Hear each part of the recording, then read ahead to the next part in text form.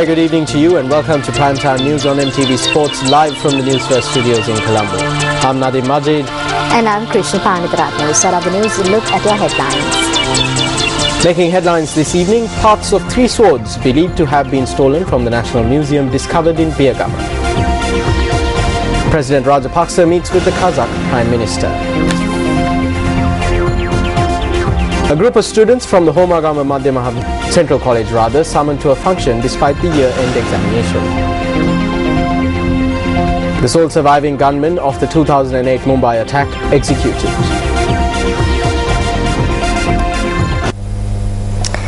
Parts of 3 swords suspected to be those stolen from the National Museum in Colombo were found today.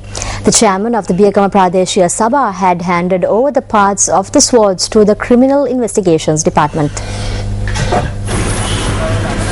The chairman of the Biagama Pradeshiya Sabha said that one of the employees had discovered the 3 swords atop a pile of rubbish at the depot junction in Siambalape. November masa 16 වෙනිදා අපේ ප්‍රාදේශ සභාවට On the 16th of November, CID officers came to our Pradeshiya Sabha and asked the officers in our health unit as to whether there were any items stolen from the museum in the rubbish heap at the Demo junction and what items were there. When we called our employees and inspected the area, we found 3 swords and there were other pieces of metal there as well. These metal pieces had been sold to a metal workshop at the Demo junction on the 18th of June 2012. The person who found the other pieces of the 3 swords had taken them home. ඉතුරු කඩු 3ක් හැටියට තියෙන කොටස් 3 ඒ හොයාගත්ත පුද්ගලයා තමන්ගේ ගෙදර ගෙනින් තියෙනවා. We went in the morning and collected the garbage. When we were collecting, we saw some pieces of metal. I took the 3 good pieces and gave the rest to the metal workshop. I bought it in the hope of fashioning a sickle out of it. CID officers inspected the location where the pieces of the swords were found and a hideout of the chief suspect in the case, Lansage Priyantha Mendis alias Kangatta. The chief suspect was arrested on the 27th of October in Nigambo. 10 swords, 18 silver rings, 93 gold coins and 34 ancient currency notes were stolen from the Colombo National Museum.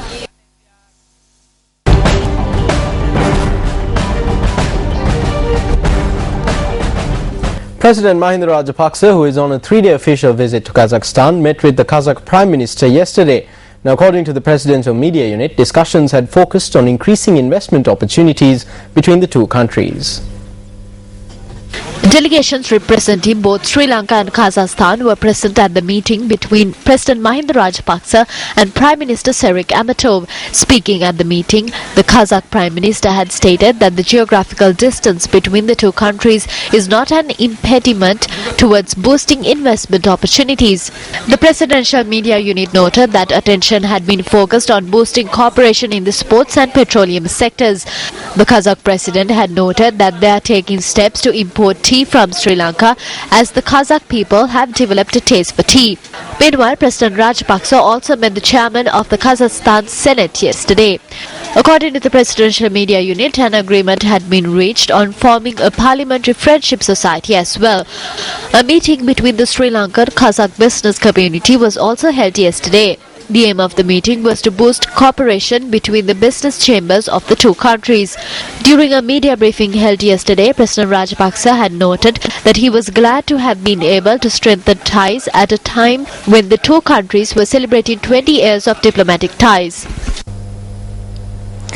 In a report titled Sri Lanka, Tamil Politics and the Quest for a Political Solution, the International Crisis Group states that the Sri Lankan government's refusal to negotiate seriously with Tamil leaders or otherwise address legitimate Tamil and Muslim grievances is increasing ethnic tensions and damaging prospects for lasting peace. The International Crisis Group report notes that the SLFP-led administration has refused to honour agreements with the Tamil National Alliance, broken promises to world leaders and not implemented constitutional provisions for minimal devolution of power. The report also notes that international actors should press the government more effectively for speedy establishment of an elected provincial council and full restoration of civilian government in the north, while insisting that it commence serious negotiations with elected Tamil representatives from the north and east. The report states that while there has been an increase in democratic and moderate voices among Tamils, the government has failed to respond in kind.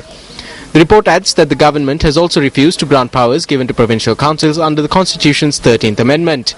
The report reads that the international community, especially India and the US, should increase pressure to significantly reduce the numbers and influence of the military in the north and hold credible northern provincial council elections ahead of the March 2013 meeting of the UN Human Rights Council. The International Crisis Group says it is also important for Tamil political leaders of all parties to begin mending relations with Muslims so badly damaged by LTTE killings and the expulsion of all Muslims from the northern province in 1990. The report states that the TNA should insist that Muslim representatives be given a central role in negotiations on expanded devolution of power. In its recommendations, the International Crisis Group asks that the TNA acknowledge LTTE crimes and speak clearly regarding the nature of Tamil grievances. It also asks that the TNA cooperates with the Sri Lanka Muslim Congress and other Muslim organizations.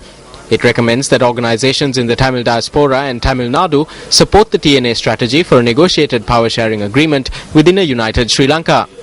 The ICG further recommends that the government repeal the 18th Amendment to the Constitution and restore limits on presidential power over the judiciary. The report calls on Sri Lanka's international partners to press the government to fulfill the March 2012 Human Rights Council resolution. It also recommends that the Commonwealth Secretariat and member states insist that the government take the appropriate action and agree that in the event it fails to do so, the Commonwealth Heads of Government meeting next year will be moved from Colombo to another location. Meanwhile, the leader of the Democratic People's Front, Mano Ganeshan, has called on the government not to go against the LLRC report. Now, he made this statement during a media briefing in Colombo today with the participation of several other political representatives. උත්තර පළාත ජීවිතන දෙමළ ජනතාවට දැන් දෙමළ අමුදාවක් ඕනේ නැහැ. ඒ කාන්තාවුදත් අපිට එපා. The people living in the north do not need a Tamil army, be it male or female. What the Tamil people want is a Tamil police. Strengthen the police and create a Sri Lankan force where there will be room for the Muslim and Tamil people. This is not true national reconciliation. This is why I say do not act against the recommendations of the LLRC report. The LLRC report is yours, not ours. මේක නෙවෙයි සැබෑ ජාතික ප්‍රතිසංගිදියාව. නෑ අපිට ප්‍රශ්නයක් තියෙනවා. ආණ්ඩුවේ ඉන්න කැබිනට් ඇමතිවරු The cabinet ministers are going against the president and speaking about the 13th Amendment. Why can't the government say that as the rulers of this country we have promised the Indian government, the international community and the UN a 13+ solution? The government is becoming a set of jokers. Even nature cannot bear the lies that they are spewing in parliament. The people should bring an impeachment motion against the government and not the Chief Justice. The charges will be nearly a kilometre long because there is so much of corruption. පත්වේගෙන යන කාලේ තමයි මේක. බලය වඩා හොඳට බෙදී යන දෙමළ ජනතාව පිනවන වඩා හොඳට සන්තෝෂ වෙන. They tell the world that they are going to bring forward a solution which devolves power and which the Tamil people can be happy about. However, we know that underneath this posturing, they are attempting to destroy even the little power that has been devolved. But we should realize that power has already been devolved through the 13th Amendment. This devolved power has even stalled legislation brought forward by the government. ඒ බලය බෙදීමේ ශක්තිය කොච්චරද කියනවා නම් ආණ්ඩුව ගෙනාවු 50 නවත්තන්න වෙලා තිනවා. பிரதம நீதியரசரை பதவி நீக்கம் செய்வதற்காக அரசாங்கம் கொண்டு வந்திருக்கிற பிரேரணை. The impeachment motion against the Chief Justice is completely politically motivated. An MP who was part of the group that signed the motion and handed it over to the Speaker has said that it was brought because of the verdict against the Divinaguma bill.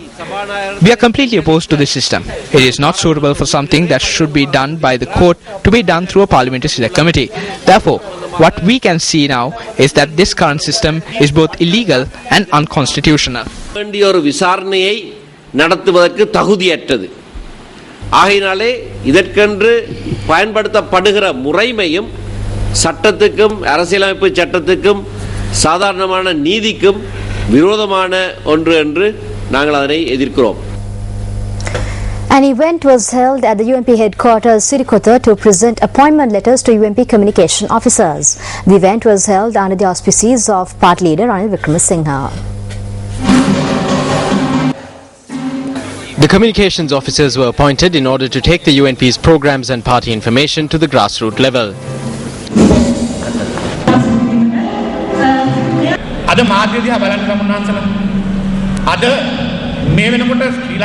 Look at the media today. No matter how much the Sri Lankan media speaks of freedom, transparency and democracy, look at how it has come under political forces. This is the truth. Therefore, changes need to be made to these media ethics. එනිසා මේ මාධ්‍ය සදාචාරයයි මේ මාධ්‍ය කලාවේ අතර ලොකු වෙනසක් ඇති කරන්න තිබෙනවා. එක කාලෙක Once upon a time, they used white vans to suppress the media. Today, they are giving laptops and silencing the media. They are sitting on the president's lap and dealing blows to the opposition leader. ජනාධිපතිගේ lap එකේ ඉඳගෙන top එකට විරුද්ධ පක්ෂ නායකයට ගහනවා. ඕකයි අද වෙලා තියෙන්නේ. කවුද මේ මාධ්‍යවේදීන් තේරුවේ? Who selects these journalists? The truth is that this must be done by the editors. Some of them came through popularity while the others came through infamy. The Editors Guild should have taken charge of this, but they didn't. What has happened to the Editors Guild? Are they asleep? Is the chairman spineless? I wish to ask if this is how they are going to protect media freedom. I challenge the media institutions to reveal the names of all those who received laptops. කරුණාකරලා laptop හම්බුන හැම එක්කෙනාගේම නම් තමන්ගේ මාධ්‍ය ආයතනෙන් හෙළි කරන්න. 2014 We need to lay the platform for the presidential and general elections in 2014 right now. I ask that if we are to win, then everyone must ingrain in themselves the belief that yes, we can win and work towards that goal and do their duty by the party. තමන්ගේ පක්ෂයේ තියෙන වගකීම් ඒ ආකාරයට ඉටු කරන්නයි කියලා ඉල්ලා සිටිනවා. Convening a media briefing today, UNP parliamentarian Karu Jayasuriya said that the law is not being properly implemented due to the abrogation of the 17th Amendment to the Constitution. වයස 60 ඉක්මෝ කාන්තාවන් දූෂණය කරලා මරාදා. Women over 60 to 70 years of age are being raped and murdered. The country has fallen to this level today. People's mentality has reached a level where they dismember, decapitate and disrobe people and then murder them. Who is protecting these murderers? They have political protection. We saw how one law is implemented for those in power and another law for those without. The abrogation of the 17th Amendment was one of the primary causes for this breakdown. The 17th Amendment ensured an independent police, judiciary and public service. But with its replacement with the 18th Amendment, we saw how political interference and the concentration of decision-making powers around one person has placed obstacles to implementing the law, justice and fairness. වගේ මේ තීරණ ගැනීම එක් පුද්ගලයෙක් වටා පැමිණීම තුළ අපි දුටුවා මේ රටේ ඒ යුක්තිය නීතිය සාධාරණ ක්‍රියාත්මක වීදී ඇති බාධා. Up next is Action TV.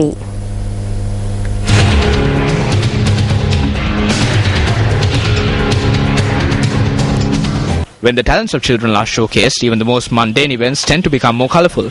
In accordance with their talents, a place of prominence should be given to these children. And in doing this, what adults need to keep in mind is that they respect the rights of the children and that they should not obstruct the exercising of these rights.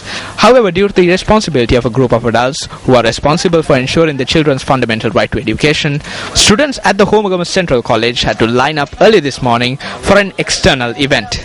They were made to line up even though the students were scheduled to sit for the two common examinations of the mandatory third term examination set by the Western Province Department of Education for all schools under its jurisdiction. Although the Ministry of Education has not issued clear instructions on the manner in which school bands can be employed for external events, the disregard shown by the relevant authorities to the exam preparation of students shows the extent of their understanding of a child's education needs. On the 30th of April too, Action TV exposed an incident when even though the talents of the children were showcased in order to make an event colorful, the responsible parties had failed to give prominence to the children's educational requirements. While the adults huddled under umbrellas, a group of students from Anand Samarkund Vidyalaya in Liniyavala Padukka, who had been called out to perform a traditional dance, were left to soak in the rain. While today's incident can be viewed as an extension of this disregard shown by responsible adults towards the needs of children, as a result of today's performance, the children who were scheduled to sit for their third term English examination received their question papers at 9:15 a.m. The other students at the school commenced their examination at 7:45 a.m. A question paper which was provided to the other students at 11 a.m. was only given to these unfortunate band members at 12:30 in the afternoon. Positive concept with regard to the treatment of children cannot be entrenched in a person through rules and regulations. However, could there be a reason for the failure to pull up the Homagama Zonal Education Authorities for sullying an examination organized by the Western Province Department of Education? Chief Minister of the Western Province, this is over to you.